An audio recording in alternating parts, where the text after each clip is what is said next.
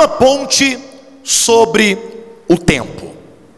Nós encontramos aqui, queridos, quando no capítulo 8, versículo 28 em diante, do livro de Romanos, o apóstolo Paulo nos falando assim: sabemos que todas as coisas cooperam para o bem daqueles que amam a Deus, daqueles que são chamados segundo o seu propósito. É certo que alguns, quando começam a interpretar essa porção, logo querem dar uma dobra aqui, para trazer um segundo sentido ao que o texto está dizendo. Eles dizem, está vendo? Aqui diz daqueles que amam a Deus. Só que o apóstolo virá explicar como se dá este processo. Verifique que ele diz no presente: todas as coisas cooperam para o bem daqueles que amam. E aí em seguida, eles ligam essas pessoas ao passado. Quem são estes que hoje no presente amam a Deus? Aqueles que foram chamados segundo o seu propósito. Quando diz aqueles que amam a Deus, não está abrindo o leque para dizer de um universalismo de salvação a todas as pessoas, mas está dizendo que aqueles que amam a Deus hoje, no presente, são aqueles que foram chamados. Ou seja, é Deus quem chama. E quando Deus chama, Deus não chama simplesmente para abençoar as pessoas, mas Deus as chama para o cumprimento do seu propósito. Para que Deus te chamou? Para que você foi chamado? Você que hoje ama a Deus, você foi chamado para cumprir com o propósito de Deus. Se esse entendimento entrar no nosso coração, a nossa vida muda. A nossa vida mudará a partir do momento que esta revelação ganhar o nosso coração. Deus me chamou para o cumprimento do seu propósito. E aí então você pode fazer ou ser o que bem quiser. Você pode ser médico, advogado, professor, não importa, desde que você entenda que toda a sua vida, todas as suas forças, todas as suas faculdades, toda a sua capacidade, todo o seu ser, espírito, alma e corpo, existem para um supremo propósito, o propósito do Deus soberano. Esses que assim entendem, eles convergem as suas forças, convergem suas faculdades, convergem o seu ser para o propósito eterno de Deus. E assim, vivem para Deus nesta era, vivem para o Senhor. E não importa o que aconteça, essas pessoas estão dispostas a sofrerem pelo nome do Senhor. Mas para isso, é preciso que haja então uma revelação no nosso espírito deste propósito. E este propósito, no versículo 28 nós temos chamado segundo o seu propósito, não é um propósito que nasce no tempo. Qual é um dos grandes erros da teologia tradicional do tempo presente? É que eles interpretam que todas as coisas que dizem respeito à eternidade começam no tempo.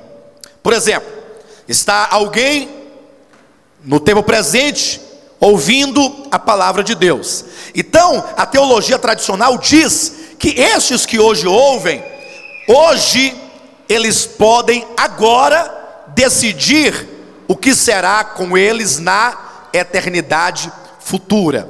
Ora, se a pessoa pode decidir agora, então o começo desse propósito é um começo temporal, porque ele começaria dentro do tempo. Mas a Bíblia, queridos, afirma que Deus tem um propósito e que este propósito, ele não começa no tempo. Este propósito não começa com o homem. Este propósito não começa com você. Este propósito é um propósito eterno que começa na eternidade passada. Ou seja, antes de Deus criar suas primeiras criaturas, na época em que havia apenas Deus, porque este é incriado, Deus estabeleceu um plano, estabeleceu um propósito. Nós podemos verificar isso no texto de Isaías, capítulo 46. Nós devemos nos certificar de que Deus tem um propósito, e ainda mais nos certificar de que este propósito, ele não é um propósito temporal, ou seja, ele não começa no tempo, é um propósito eterno, porque tem suas raízes na eternidade. Isaías 46, versículos 9 e 10, que nos dizem assim: lembrai-vos das coisas passadas da antiguidade. Dois pontos. Que eu sou Deus e não há outro. Eu sou Deus e não há outro semelhante a mim. Vocês lembram de ontem, queridos, que nós falávamos que há um único Deus verdadeiro? E por isso ele é o único Deus soberano. E que por mais que existam deuses que por natureza não o são, ou que existam ídolos, mas nenhum deles podem declarar: eu sou Deus, porque há um só. E alguém diria: ora, que grande pretensão é essa? Como pode se asseverar que há um só Deus e os outros? Ora, é muito simples. Coloque diante de todos os deuses este desafio que o próprio Deus lança para si mesmo no versículo 10: que desde o princípio anuncio o que há de acontecer, e desde a antiguidade as coisas que ainda não sucederam, que digo: o meu conselho permanecerá de pé, farei toda a minha vontade. Verifiquem que quando ele diz: eu sou Deus e não há outro Deus semelhante a mim, quando ele traz para si o direito e a exclusividade de ser único Deus, ele diz: sabe por que eu sou Deus e não há outro? Sabe por que eu sou o único soberano? Porque eu sou o único que desde o princípio, que desde a antiguidade, eu já aviso, já anuncio as coisas que acontecerão. Eu dito o fim antes do começo. E esse é o desafio. Se Deus disser algo, se Deus disser que na plenitude de todos os tempos, se Deus disser que na dispensação da plenitude dos tempos todas as coisas convergirão na pessoa do seu filho, imaginem se isso não acontecer. Se Deus disser que irá acontecer, e se não acontecer? Se não acontecer, ele não é Deus. Porque só o Deus soberano e verdadeiro tem o poder e a suficiência, como ele diz, para fazer acontecer o seu conselho, aquilo que ele determinou no seu coração. O seu conselho é aquilo que ele decidiu de acordo com o beneplácito de sua vontade. Então ele fará acontecer toda a sua vontade. É por esta razão que o destino de tudo e de todos nunca poderia estar nas mãos dos homens. Imagine se o destino seu, o destino eterno, estivesse na sua mão. Você seria uma criatura finita, caída, soberba, que poderia falar assim: alto lá, Deus, você não fará toda a sua vontade, porque se eu, criatura finita e caída, quiser, se eu tão somente desejar, eu posso frustrar os teus planos, e a tua vontade não será cumprida jamais. Ainda que Deus queira, diz o homem pretensioso e arrogante, eu posso impedir que ele cumpra com o seu propósito. Mas isso não é verdade, porque o destino eterno não está nas mãos do homem, nem de qualquer outra criatura, como nos foi provado pelo léxico do grego de Strong's. O sentido de eleição, o ato de Deus decidir de antemão aqueles que serão os herdeiros da sua graça. E então não somente ele escolheu, mas ele predestinou, ele marcou de antemão, para que então a sua palavra se cumpra cabalmente, porque Deus é o Deus que não pode mentir, como ele diz no livro de Números, que ele é o Deus que não é o filho do homem para que minta, nem o filho do homem para que se arrependa. Quando Deus decreta algo, aquilo será executado, porque ele é o Deus soberano. Portanto, este plano é um propósito eterno. Por quê? Porque ele nasce na eternidade. Ele nasce quando nada havia. É o que está em Efésios capítulo 1, versículo 4. Que antes da fundação do mundo, o Senhor elegeu.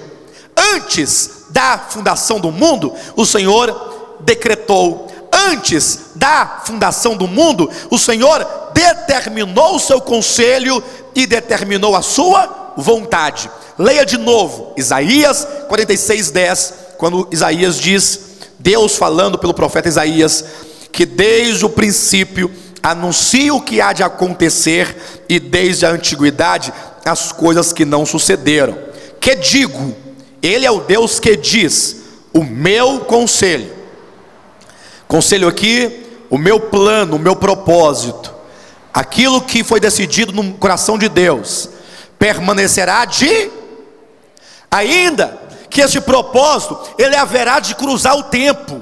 Este propósito, ele vai enfrentar a obstinação dos homens. Este propósito, ele vai passar por homens obstinados que desafiam a autoridade de Deus. Mas este propósito não sofrerá dano. Esse propósito de Deus não será perdido, não será suplantado, não será derrotado. Mas Deus diz, eu sou Deus e por isso digo, o meu conselho permanecerá de pé. Farei toda a minha vontade. Diga glória a Deus, por esse Deus tão maravilhoso. Este plano, este propósito é eterno, porque ele nasce na eternidade passada, e ainda que ele cruze o tempo, mas ele terá o seu desfecho, a sua consumação, a sua finalização, a sua concretização na eternidade futura, quando o tempo cronos, esse tempo cronológico que nós temos hoje, se encerrar, e então Deus, com todos os seus redimidos, com todos os seus anjos, adentrarem a eternidade, como nós podemos ver em Apocalipse capítulo 21, do versículo 1 em diante, e vi novos céus e nova terra. Ali o tempo cronológico se encerra, e começa então o tempo de Deus, que é o Kairos de Deus. Ali inicia-se a eternidade futura. Então é preciso que nós visualizemos este quadro: eternidade passada, que é antes do tempo cronológico. Na eternidade passada, Deus determinou o seu plano, conforme nós vamos encontrar lá em Romanos, o texto de base, 8:29 de Romanos. Porquanto aos que de antemão, está aí, de antemão, antes da fundação do mundo, na eternidade passada, é propósito eterno, porque começa na eternidade. E aquilo que Deus escolheu, e predestinou, e determinou, terá a sua consumação na eternidade futura, porque entre a eternidade passada e a eternidade futura, nós temos o tempo cronológico. Então o versículo 29 e 30 traz-nos essas 5 decisões ou decretos divinos. Diz assim: porquanto aos que de antemão conheceu, também os predestinou para serem conformes à imagem de seu Filho, a fim de que ele seja o primogênito entre muitos irmãos. Deus conheceu e predestinou. No tempo é dito, versículo 30, e aos que predestinou, a esses chamou. Vocês lembram que um dia vocês foram chamados por Deus? Quem são esses chamados aqui? A quem Deus chama?